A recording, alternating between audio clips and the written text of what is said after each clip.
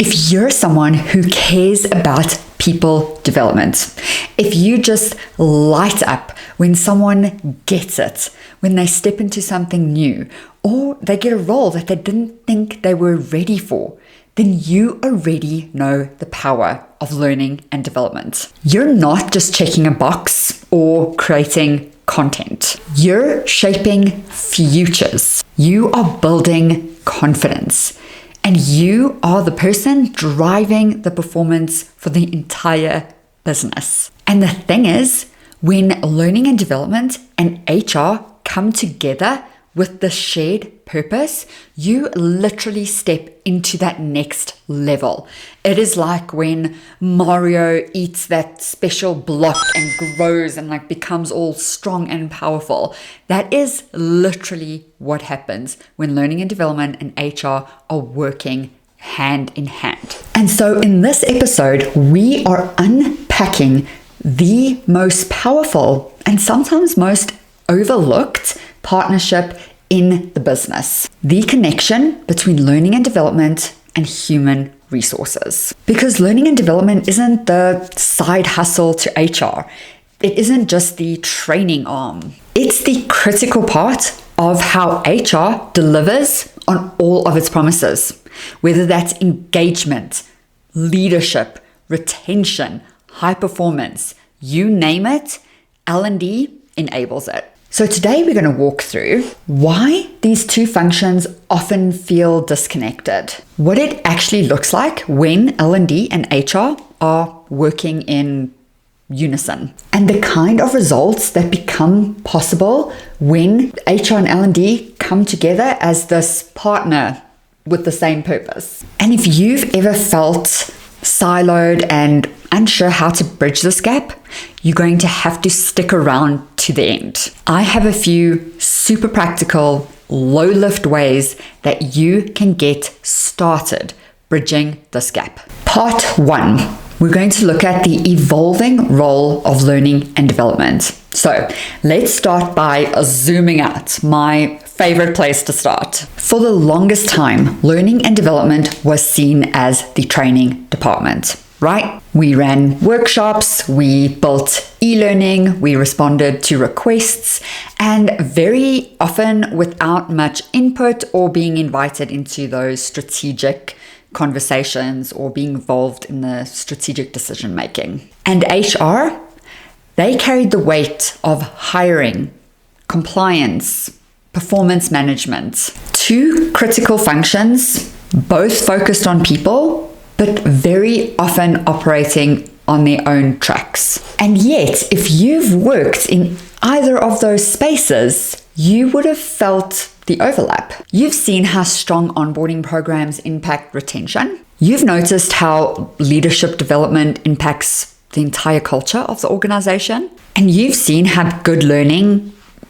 boosts confidence, collaboration, leadership, all the things. So why is this collaboration not more integrated? According to Gartner, only 28% of HR leaders say that their strategy is aligned with the business strategy. And when HR is not aligned, it is even more difficult for learning and development to be aligned. Which means we end up designing training programs that are not aligned with the critical roles. We invest in creating content before we even know the capability gaps. And we run sessions where we weren't even in the meetings when decisions were made. And yet there is so much potential when we shift our mindset and how we see that partnership between HR and L&D. Let's get into that next. Part 2 covers from parallel functions to this powerful partnership. If we zoom in on what's actually happening in high-performing organizations, we can see this subtle shift. The best HR teams are definitely not keeping L&D at arm's length. They are integrating learning and development as one of their core components of their people strategy. And in these environments, we're not just reacting to performance issues or responding to last-minute requests. In environments where this works, we are creating the capability map together. We are co-owning the success metrics, and truly, the results speak for themselves. In fact, Lattice found that the high-performing HR teams consistently embed L&D into their people strategy. And when this happens, engagement improves, retention increases, and morale goes up. And it's not because of one great workshop or a shiny new LMS. It's because of alignment. People are growing in the right direction at the right time and for the right reasons. And what's interesting though, 68% of HR leaders say that L&D is central to engagement and their strategy. Many haven't built the infrastructure and systems and support to really make that happen, to really operationalize the relationship. And this isn't just about the technology side of things. It's about putting together the processes and the systems and the partnership to really work together and deliver in unison. I think the disconnect between the intention and the actual integration is where a lot of the frustration comes from. And this is what makes me excited, because there is so much room to grow. If we already believe in the importance of learning, we can put in the work to make it operational. And it's not about putting more on HR's plate or giving learning and development a louder voice. It is truly about coming together to build a people strategy that actually works. And that kind of partnership doesn't happen by accident. It happens when learning and development is trusted to be more than a delivery function. It happens when we're brought in at the planning stages and not just to execute. It happens when our work is tied into business priorities and not just learning objectives. And that's when the work gets interesting. That's when alignment actually happens and we can stop just talking about it. Let's move into part 3. What happens when this works? When HR and L&D work together, it doesn't just feel better. It's not, let's sing and dance. It actually works better. The people strategy works better. And we get to move from filling learning calendars to actually fueling business performance. Because we're working together, we actually start to notice patterns before they become a problem. And best of all, we get to stop just rolling out training programs and start getting asked, what could we do differently here to make it better for everyone? And the data backs this up in a big way. Bravely's 2025 strategy report shows that when HR and L&D teams are tightly interwoven, they see listen to this, they see a 4 times improvement on business performance and employee engagement. Now that number, that isn't just impressive, which it is, but that is transformational to the workplace. Imagine cutting your turnover rate, improving leadership readiness, and increasing internal mobility, all because you brought learning and development closer to the strategic table. This is where capability-based workforce planning comes alive. Right now, according to Gartner, 66% of workforce readiness is still based on headcount.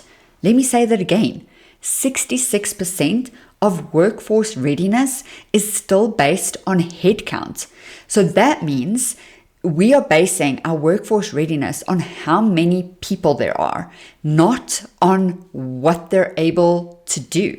That is just mind-blowing for me. This is a huge missed opportunity, and this is a space where L&D should be leading together with their HR besties. When we're designing for capability and not designing content, we are thinking about future readiness and performance of our people. And this is when we don't just launch workshops, but we're actually building pipeline. We're not just checking the compliance box, but we're actually building cultures where people are able to succeed. And that shift from content to capability, from reaction to readiness, that is not just good for business, but that is good for every single person in the organization. It's good for people. It is good for success. It is good for society. Because guess what? When people are loving their work, loving the environment that they operate in, they just go home better people. And you influence that. That is just amazing. Okay, let's jump into section 4, the final section, which is where to start. Because maybe you've been watching and you've been thinking, okay, Candice, this sounds fabulous. I get it. We need to be better partners, but I'm not senior enough to really make any difference on how L&D and HR work together. Or maybe you're thinking, you know what, we are nowhere near this level of alignment. We are barely keeping up with training requests. Here's what I want you to know. You do not need a title. You do not need to wait for permission. All you need to do is start a conversation. Because what could look like a silo from the outside might just be lack of connection on the inside. And you can build that step by step. So here's where to begin. Step 1 is to simply arrange a coffee chat with an HR manager, team member, whoever. Yeah, seriously. No formal meeting, no project kickoff meeting, just a simple, hey, I'd love to understand what you're working on this quarter. In that conversation, ask these 3 questions. What are the business priorities your team is focused on? What people challenges are you hearing about the most? What roles are going to be critical in the next 6 to 12 months? You're not pitching anything, you're listening. And the second you start hearing overlaps, when you think to yourself, hey, that's something we could help with, that's your entry point. Step 2 is to map the connection between the capability and the outcome. Take one of the challenges they discussed with you. Maybe it was retaining mid-level managers, or maybe it was onboarding at scale, whatever they mentioned, and ask yourself, what capabilities do people need to succeed here? Then build a simple outline. It doesn't have to be fancy. Just cover these things. The challenge they're facing, the behaviors that need to shift, the skills that need to be built around it, and the possible learning experience that can help support it. And that is your blueprint. That is how learning and development supports performance. And that is how learning and development and HR partner. Step 3 is to share it as simply as possible. This is not the time for 20 slides on learning theory. This is the time for clarity. Try something like this. Hey, you mentioned a struggle with onboarding consistency. I pulled together a quick idea of how we could approach that through capability building. Want to take a quick look? Now you're not asking for buy-in, you're offering help. And that is a dramatically different dynamic. And honestly, even if it doesn't turn into a project right away, you've planted that seed. You have shown that L&D is here to solve real business problems, not just deliver content. And finally, step 4 is to celebrate the small wins. Maybe that conversation does lead to a collaborative onboarding extravaganza revamp. Maybe it sparks a co-hosted session on career pathing. Or maybe it just earns you a spot in the next planning meeting. Whatever it is, share the progress, reflect on the change, and keep highlighting how learning connects to business outcomes. Because over time, those small moments of collaboration becomes the partnership. And before you know it, you're not waiting for the business to loop you in. You are helping lead the way forward. And this is a little side note or observation I've had recently. Many of my conversations, people say, well, Candice, that's way above my pay grade. And here's the tough love you didn't ask for. Yeah, some decisions will always sit with leadership, but influence does not start at the top. In fact, I did a video on influence and I will link it here for you. Watch it after you finish this. Influence starts with insights and ideas and connections. You do not have to own the strategy to shape it. You just have to care about the outcome and be willing to speak up with something useful. And if you're someone who sees the gap between HR and L&D, and you're brave enough to do something about it, that already puts you in a position to lead this. Before we wrap up, and as promised, I want to leave you with something that you can use right away, especially if you're stretched thin and you just don't have time and you're watching this in 2x so that you can get through it. So here are 3 small, high impact actions that you can literally do this week, even if your organization is nowhere close to this. 1 line to add to every intake request. When someone asks you for a training, try this. What business result is this tied to? This one question gently reframes the conversation. You move from order taker to thought partner, without resistance, without conflict. 1 slide to add to your next learning deck. Create a quick visual that connects the business challenge, the behaviors you want to shift, the learning experience you've designed. It doesn't need to be fancy. It just needs to show that you're not teaching for the sake of. You're building capability that solves real problems. And 1 phrase to use in your next conversation with HR. I've been thinking about how we could support that from a capability perspective. That signals you're thinking beyond content.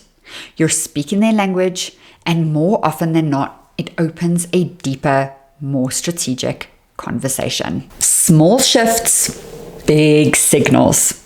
You don't need to overhaul your entire approach.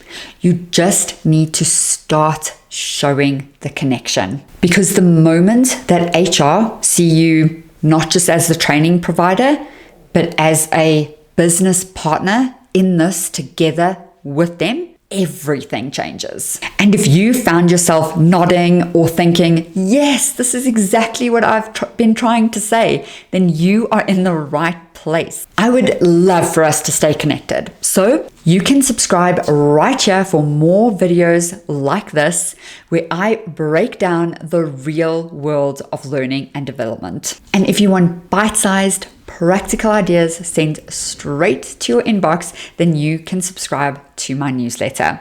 The link is in the description. And I'll see you next time.